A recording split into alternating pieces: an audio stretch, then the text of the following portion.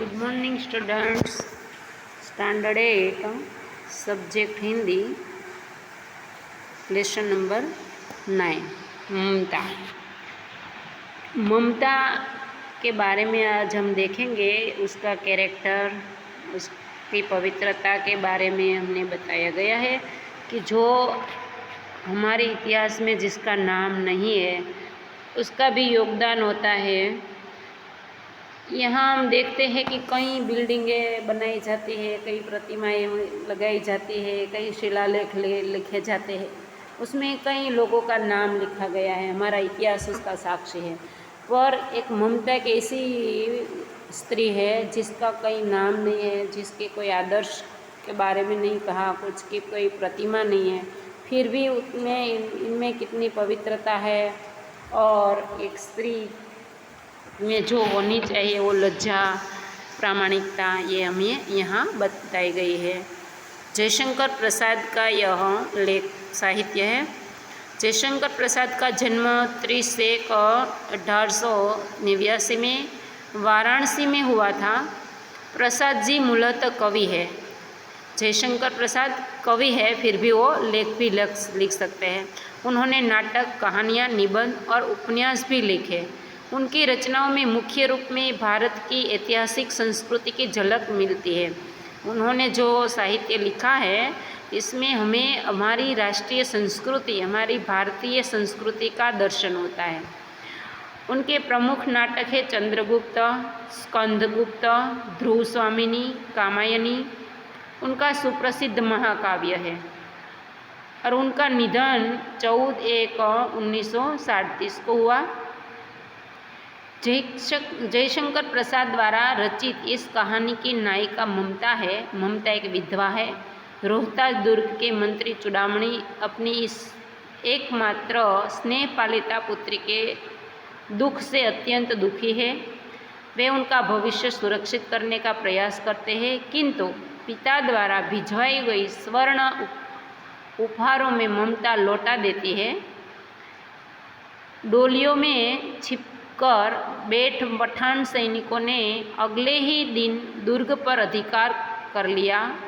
चूड़ामणि वहीं मारे गए, किंतु ममता वहां से सुरक्षित काशी के उत्तर में स्थित एक विहार में जा पहुंची और वहीं रहने लगी। लंबा समय बीत गया। उनकी झोपड़ी में बैठी ममता दीप के आलोक में पाठ कर रही थी कि एक भीषण और हताश आकृति ने आश्रय मांगा। संकोचपूर्वक ममता ने अतिथि धर्म का पालन करते हुए उस पथिक को आश्रय दिया। वह पथिक कोई और नहीं, हुमायूं था, जिसने सुबह होने पर अपने एक सैनिक मिर्जा को इस वृद्धा की टूटी झोपड़ी बनाने का आदेश दिया। ममता अब 70 वर्ष की हो गई चली। अचानक उसे एक अश्वरोही की आवाज़ सुनाई दी जो उनकी झोपड़ी के बारे में पता पूछ रहा था। ममता मुगल अश्वरोही को वह स्थान सौंपकर अनंत यात्रा पर चली गई।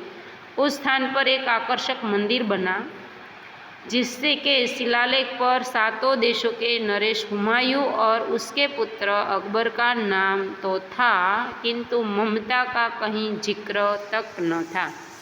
कहेવાનો मतलब કે જે માણસે, જે વ્યક્તિએ પોતાની ઝૂંપડીમાં આખી જિંદગી કાઢી પસાર કરી અને એક વ્યક્તિને એણે આશ્રય આપ્યો, અને આશ્રય આપનાર એટલી મહાન વ્યક્તિની ક્યાંય અત્યારે નામ નિશાન નથી, પરંતુ જે નામ લખાયા છે શિલાલેખ પર આપણે અત્યારે પણ એ જોઈ શકીએ।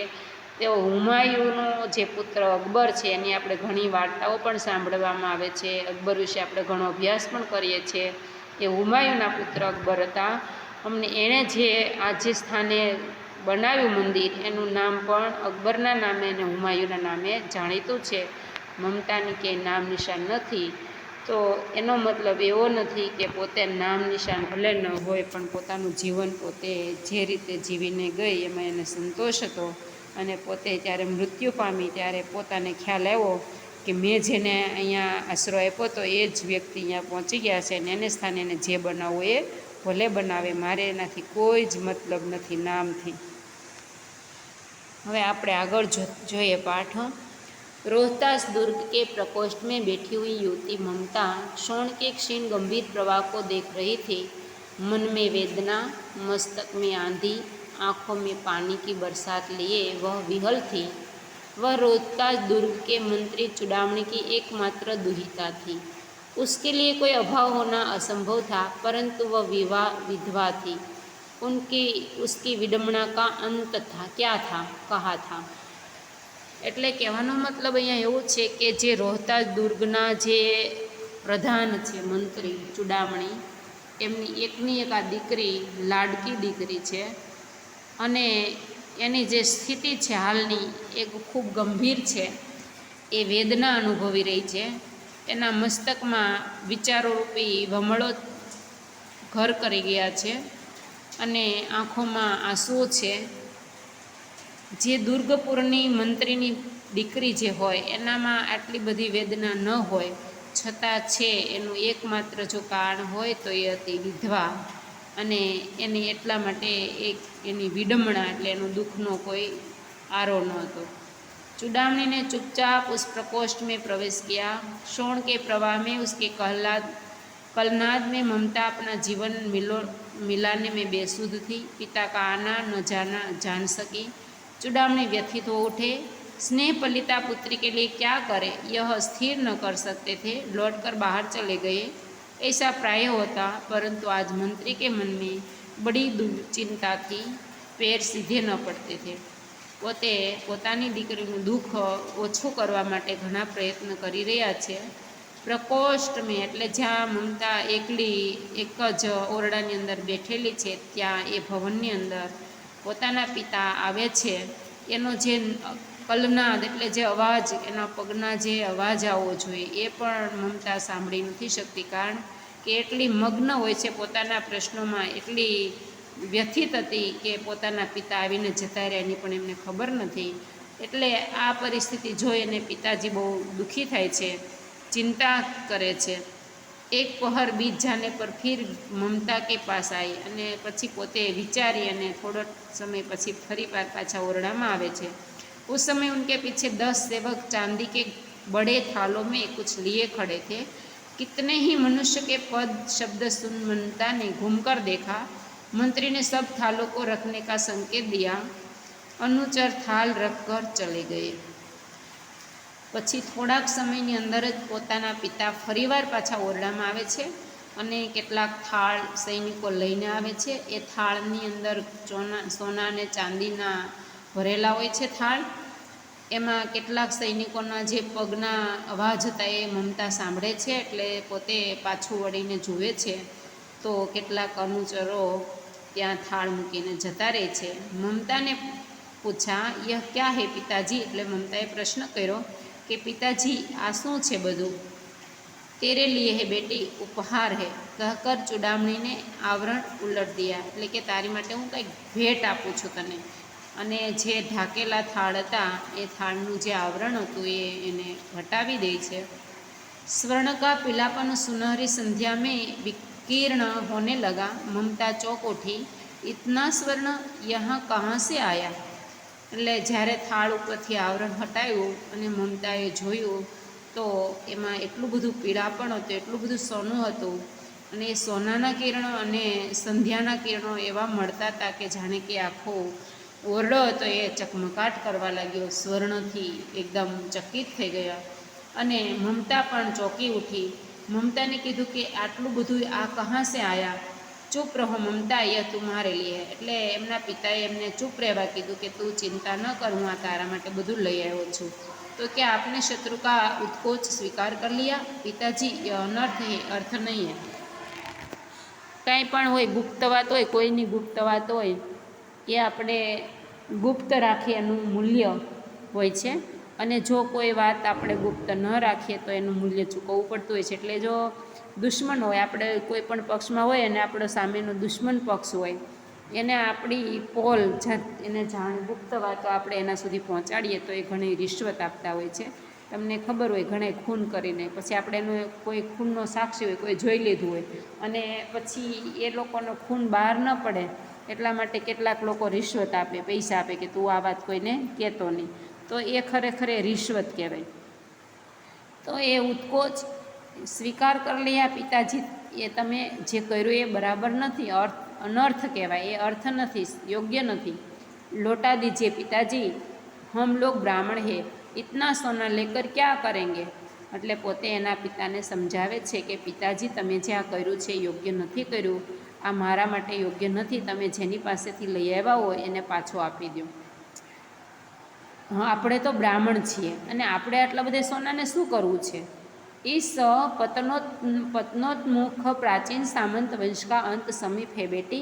किसी भी दिन शेरशाह रोहतास दुर्ग पर अधिकार कर सकता है और उस दिन मंत्रित्व न रहेगा, तब के लिए है बेटी। એટલે એના પિતાજી સમજાવે છે કે હવે આપણું પતન નિશ્ચિત છે, સામંત વંશનો હવે અંત આવી રહ્યો છે।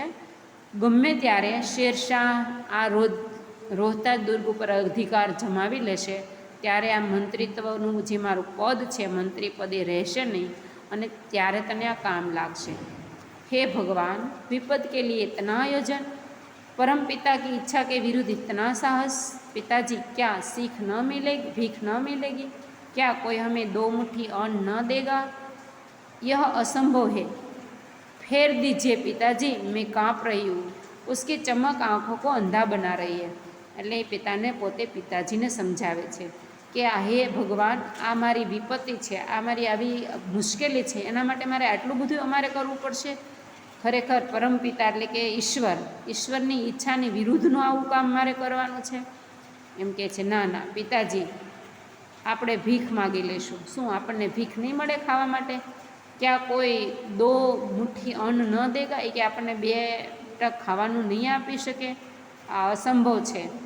ફેર દીજીએ, આપી દીજીએ પિતાજી, તમે આ પાછો આપી દો। હું કાપ રહી, હું ધ્રુજી રહી છું, મને ગભરામણ થઈ રહી છે। આ મારી આ જે ચમક છે મારી આંખોને આંધળી કરી દે છે। એટલે ટૂંકમાં તે અજ્ઞાન છે। મૂર્ખ હે કહેકર ચૂડામણી ચલી ગઈ। અને પોતાની પુત્રીની માટે આટલું આયોજન કરવા છતાં જ્યારે પુત્રી સ્વીકારતી નથી ત્યારે એના પિતાજી એવું કહે છે કે તું તો મૂર્ખ છે, એમ કરીને પોતે જતા રહે છે। दूसरे दिन जब डोलिया का ताता आ रहा था, मंत्री चुड़ामणी का हृदय धक धक करने लगा था और वे अपने को रोक न सके। उन्होंने जाकर रोहतास दुर्ग के तोरण पर डोलिया का आवरण खुलवाना चाहा। पठानों ने कहा, यह महिलाओं का अपमान करना है। એટલે બીજા દિવસે ડોલિયા કા તાતા આ રહ્યા હતા, એટલે પઠાણો છે એ ત્યાં દુર્ગપુરથી જ્યારે નીકળી રહ્યા હોય પઠાણ લોકો, ત્યારે એની જે સ્ત્રીઓ હોય એને ડોલીઓમાં બેસાડવામાં આવે છે। ત્યારે ઉન્હોંને જાકર રોહતાસ દુર્ગ કે તોરણ પર ડોલિયા કા આવરણ, એટલે પોતે ચૂડામણીએ આ કાર્ય કર્યું કે જે એ લોકો પઠાણો અહીંથી નીકળે એટલે એને ડોલીઓમાં જે સ્ત્રીઓ હતી એના જે આવરણ હતા એને હટાવવાનું કામ કર્યું। એટલે પછી પઠાણો પર ઝાલ્યા ન રહે। પઠાણોને કહા, યહ મહિલાઓ કા અપમાન કરના, એણે કીધું, સમજાવ્યું કે આ યોગ્ય નથી, તમે જે કરો છો એ યોગ્ય નથી, આ અમારું અપમાન છે, સ્ત્રીઓનું અપમાન, મહિલાઓનું અપમાન છે। बात बढ़ गई, तलवारें खींची गई, मंत्री वहीं मारे गए। राजा रानी और कोष सब छली शेरशाह के हाथ पड़े। निकल गई ममता। डोली में भरे हुए पठान सैनिक दुर्गपुर में फैल गए, પરંતુ મમતા ન મિલી। એટલે પછી આ લોકોએ પઠાણોએ આખા રાજ્યને કેદમાં લીધું અને મંત્રી તો ત્યાંના ત્યાં જ મૃત્યુ પામ્યો અને શેરશાહે આખા જ રાજ્યને ઘેરી લીધું અને રાજા રાણી અને જેના સૈનિકો હતા એ બધાને કબજે કરી લીધા અને માત્ર મમતા ત્યાંથી નીકળી ગઈ। काशी के उत्तर में स्थित धर्मचक्र विहार मौर्य और गुप्त सम्राटों की कीर्ति का यह खंडर था। खंडित शिखरों वाले यह भवन तृण गुल्मों से ढके हुए प्राचीन और ईंटों के ढेर में बिखरी हुई भारतीय शिल्प की विभूति ग्रीष्म की चंद्रिका में स्वयं को शीतल कर रही थी। એટલે કે એવું જેવી જગ્યા જ્યાં પહેલાંના સમયમાં કાશીમાં ઉત્તર સ્થાન આવે, જેમ ઉત્તર દિશા, પૂર્વ દિશા, પશ્ચિમ દિશા, એવી રીતે ઉત્તર દિશામાં એક ધર્મચક્ર વિહાર હતો જૈન લોકોનો જે તે સમયમાં। ત્યાં ધર્મગુરુઓ ત્યાં આવી અને બધાને ઉપદેશ આપતા હતા, એવું જે સ્થાન હતું એ, પરંતુ એ જૈન લોકોનું જે ધર્મસ્થાન હતું એ ત્યારે ખંડેર અવસ્થામાં છે। ગુપ્ત સમ્રાટોની કીર્તિનું આ ખંડર સ્થાન અત્યારે એકદમ જીર્ણ ક્ષીણ થઈ ગયું છે। ઈંટો વિખરાઈ પડી છે અને કેટલીક શિલ્પકલાઓના નમૂનાઓ ત્યાં જોવા મળે છે અને તે ખૂબ શીતળ અને એકદમ તેજસ્વી છે એવા સ્થાનમાં પોતે આવીને વસવાટ કરે છે। जहाँ गौतम का उपदेश ग्रहण करने के लिए पंचवर्गीय भिक्षुक पहले मिले थे, उसी स्तूप के भग्नावशेष की मलिन छाया में एक झोपड़ी में दीपालोक में एक स्त्री पाठ कर रही थी। અને આ જે સ્થાન ઉપર એ જે સ્ત્રી મમતા એ અહીંયા આવીને વસવા લાગી છે અને ત્યાં પોતે આવા ખંડેર એવી અવસ્થામાં તૂટેલા ફૂટેલા સ્થાને ઝોપડું બનાવીને રહેવા લાગી છે। દીવો પ્રગટાવી અને પોતે પાઠ કરી રહી છે। અનન્યા શ્રીયંતો મા એ જના પર્યુપાસતે આ નામનો ઉદ્ગાર કરીને એ પોતે પાઠ કરવા લાગી છે અને ત્યાં રહેવા લાગી છે। પછી એક સમયની વાત છે એ આપણે આગળના પીરિયડમાં લઈશું। અહીંયા સુધી આપણે અહીંયા રાખી દઈએ। આગળના પીરિયડમાં જોઈશું કે પછી એ મમતા શું કરે છે, એની શું દિશા થાય છે અને ત્યાં કોણ આશ્રય માટે આવે છે એ પછીના પીરિયડમાં લઈશું। અહીંયા સુધી થેન્ક યુ।